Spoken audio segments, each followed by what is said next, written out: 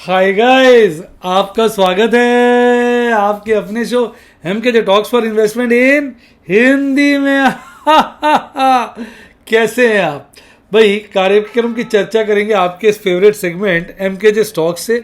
उसके बाद किस तरह से एफआईज बदमाशी कर रहे हैं शेयर बाजार में, उसकी चर्चा होगी। उसके बाद जो चर्चा चलेगी वो बड़ी ज़बरदस्त, शेयर मतलब ओवरऑल बाज़ार किस तरह के रहे, अंतर्राष्ट्रीय बाज़ार, हमारे बाज़ार, सारे बाज़ार किस तरह के रहे और क्या उनका गेम प्लान है, किस तरह से वो छोटे छोटे इन्वेस्टर्स को पीस रहे हैं। क्योंकि अब तो यही बोलना पड़ेगा ना कि बाज़ार में जिस तरह की पिसाई हो रही है और जिस तरह से बाज़ार अभी 2-3 दिन में फिर से गिरे हैं एक अच्छी बढ़त बनाने के बाद, तो सबको कंफ्यूज कर दिया है। तो उस बात की चर्चा भी आज की वीडियो में होगी। तो शुरू करते हैं एमके स्टॉक टॉक से। तो देखिए आपके सामने आ गया आज एक कंपनी का नाम, जिसका नाम है बिरला कॉर्प। अच्छी कंपनी है, बढ़िया कंपनी है, वेल नोन कंपनी है। मैं आपको इसका मैक्सिमम चार्ट दिखा रहा हूँ। देखिए एक अप ट्रेंड इस कंपनी में बना हुआ है।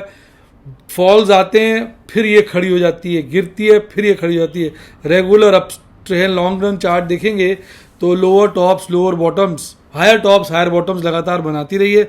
अभी इसने काफ़ी करेक्शन ली है। अगर आप इसका 1 ईयर का चार्ट देखेंगे तो 1 ईयर में इसने हाई, जो लाइफ टाइम हाई बनाया था 1650 का बनाया था, और जो 1 ईयर का लो है 1676 पे है।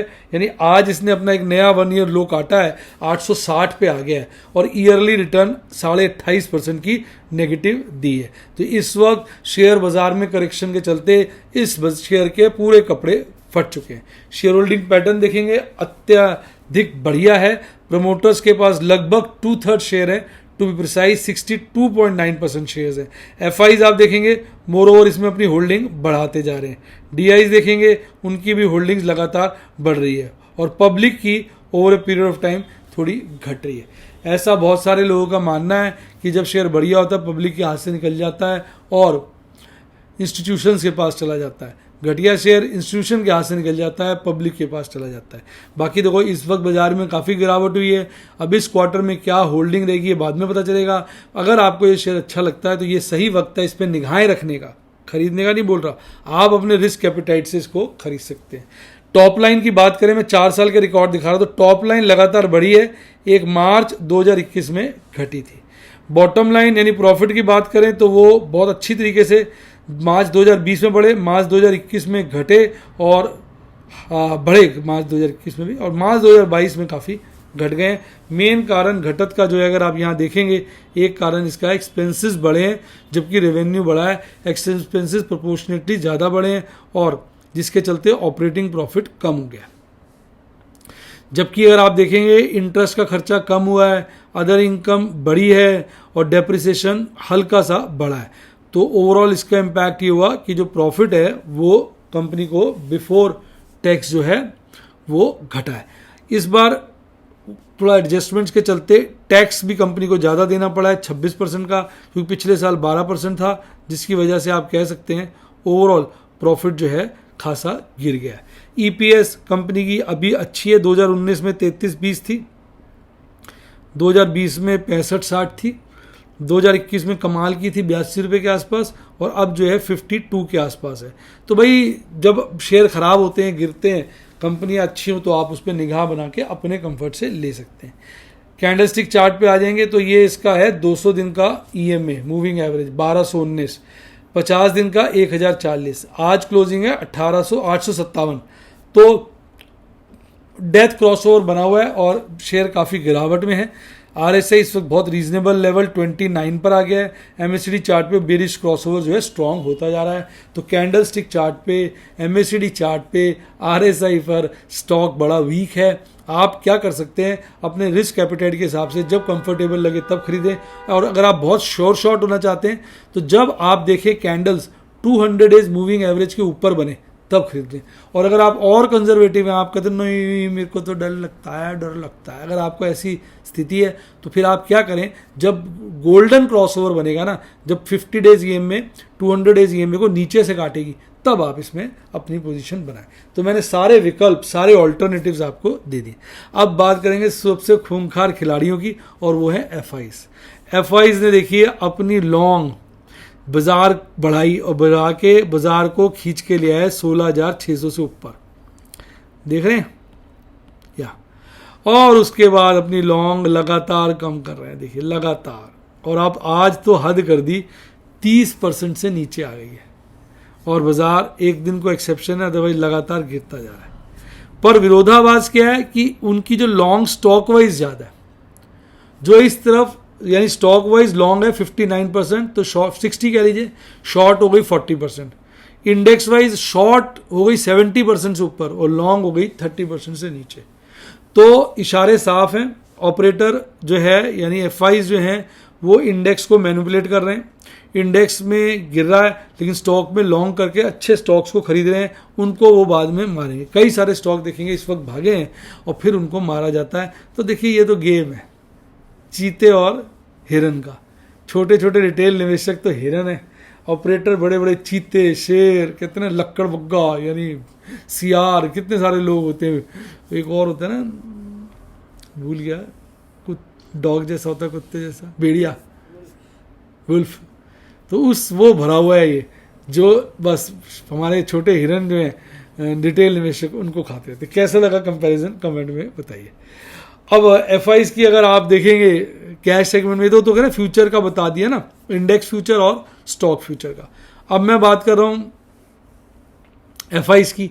तो एफआईज की अगर आप ये देखेंगे पोजीशन कैश सेगमेंट में, तो लगातार बिकवाली जारी है और आज भी 2300 करोड़ के लगभग की उन्होंने बिकवाली की, देख रहे हैं। और डीआईज ने मात्र 1300 करोड़ की खरीदारी करी, जिसके चलते लगभग 1000 करोड़ से हल्की कम 1000 करोड़ से थोड़ी कम की नेट बिकवाली आई। तो बाजार जो है आज काफ़ी ढीला पड़ गया। आज हमने अंतर्राष्ट्रीय बाजारों की चर्चा नहीं करी, चलिए साथ साथ अंतर्राष्ट्रीय बाजारों पर भी एक नज़र मार लेते हैं। सारे बाजार खुल चुके हैं और देख लेते हैं कि किस तरह से अंतर्राष्ट्रीय बाजारों में गेम चल रहा है। शुरुआत करेंगे किस तरह से हमारे आज के एशियाई बाजार बंद हुए। भारतीय बाजारों की चर्चा कर ली। एशियाई बाजार में मिला जुला रिस्पॉन्स था, जहाँ पर निकाई फ्लैट था 0.1% बढ़कर बंद हुआ। Australia 1.5%, Taiwan weighted 0.5%, Hong Kong 0.5%, Seoul KOSPI 1.5-2% के बीच गिरकर बंद हुआ। और चाइना के इंडेक्स जो है मिले जुले लक्षण के साथ बंद हुए। अब यूरोपियन बाजार खुले हुए हैं, तो यूरोपियन बाजार में ज़्यादातर गिरावट देखने को मिल रही है। एक आध इंडेक्स ना के बराबर यानी 0.01-0.02% की हरियाली में। दिग्गज इंडेक्स जैसे जर्मनी हो गया, पेरिस हो गया, 0.25 से 1% के बीच गिरे हुए हैं। मिलन 1% गिरा हुआ है, यानी ओवरऑल स्थिति यूरोप की खराब है। अब आ जाए यूएस के बाजारों में, तो यूएस के बाजार फ्लैट हैं। स्मॉल कैप 2000 ये जो थोड़ा चढ़ा हुआ है 0.62%, अदरवाइज बाकी सारे इंडाइसेस हल्के फुल्के लाली वाली में, हल्के फुल्की हरियाली में है। टोरंटो फ्लैट है और ब्राज़ील का बोस्पा 0.34% गिरा हुआ है। टोरंटो 0.06% चढ़ा हुआ है। तो यानी मिले जुले संकेत हैं। एसजीएक्स निफ्टी 50 जैसा हमारा बाजार मैंने बताया क्लोज हुआ 16,416 पर। मैं बताऊंगा ना ये अंतर्राष्ट्रीय बाजार क्यों। अच्छा, मैंने उसके अंतर्राष्ट्रीय बाजारों बता रहा हूँ, आप देखिए सामने आ गया। और अगर एसजीएक्स निफ्टी 50 देखेंगे तो वो 16,437 पर हल्का सा बढ़ा हुआ है। अभी थोड़ी देर पहले वो 16,400 के नीचे था। तो हम अपने लोअर लेवल के साइड पर आ चुके हैं। अब आज की भारतीय बाजारों की गेम देखें।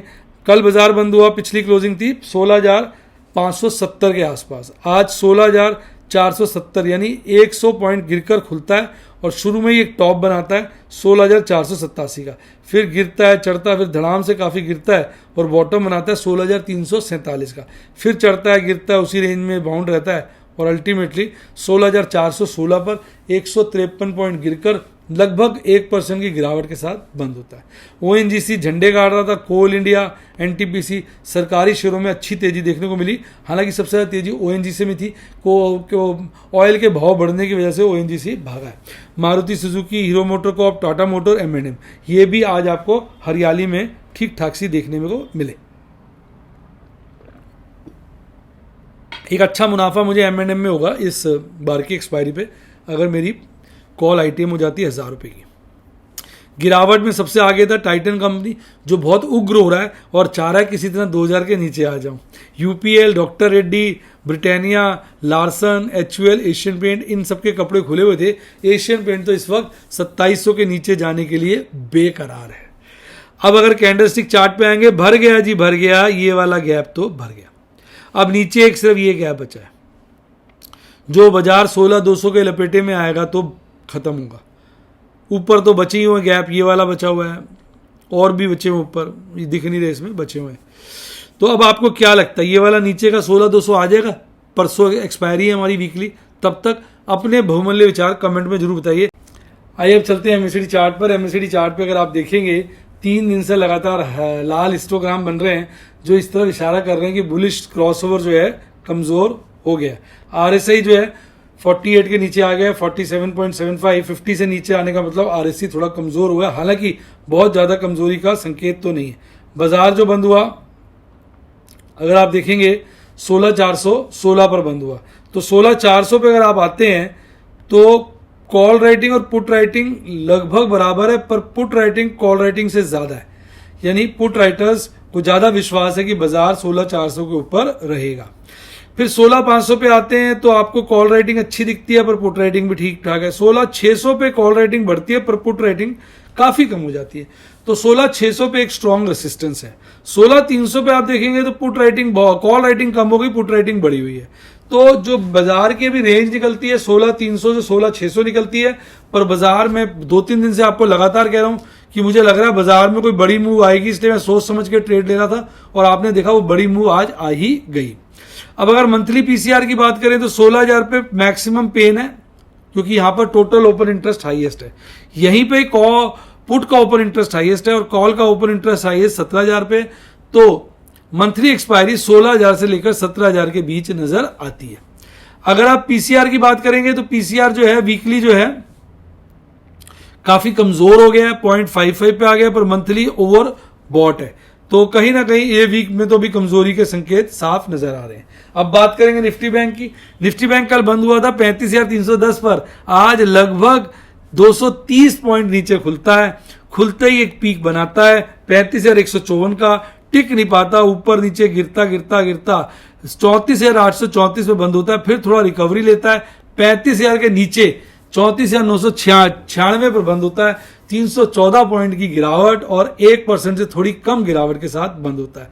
भागने वाले 3 ही शेयर थे हल्की हल्की तेजी के साथ, बंधन bank, federal bank, AU small finance bank, और गिरावट में दिग्गज बैंक जैसे आईसीआईसीआई बैंक, एचडीएफसी बैंक 1.25 से 1.5% के लपेटे में गिरकर बंद हुए। अगर आप बात करें इसके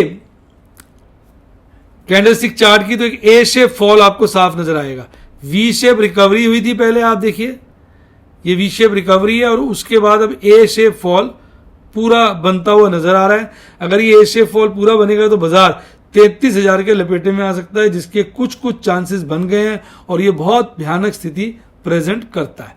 अब मैं आपको बताऊं कैंडलस्टिक चार्ट पे देखिए बड़े भयंकर लोअर टॉप लोअर बॉटम के संकेत नजर आ रहे हैं, तो गेम बदल चुकी है।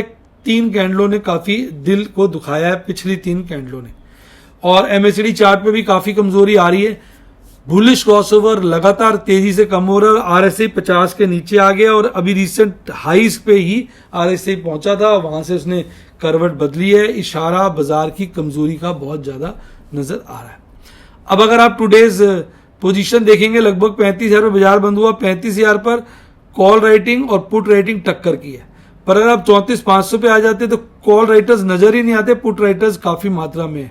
35,500 पे आ जाते हो तो कॉल राइटर्स नजर आते हैं, पुट राइटर्स घट जाते हैं। 35,800 पे पुट राइटर्स बिल्कुल ही गायब हो जाते हैं और कॉल राइटर्स बचते हैं। तो एक बड़ी रेंज जो बनती है 34,500 से 35,800 की बनती है, छोटी रेंज 34,500 से 35,500 की बनती है। ये बाजार की इस वक्त पोजीशन है।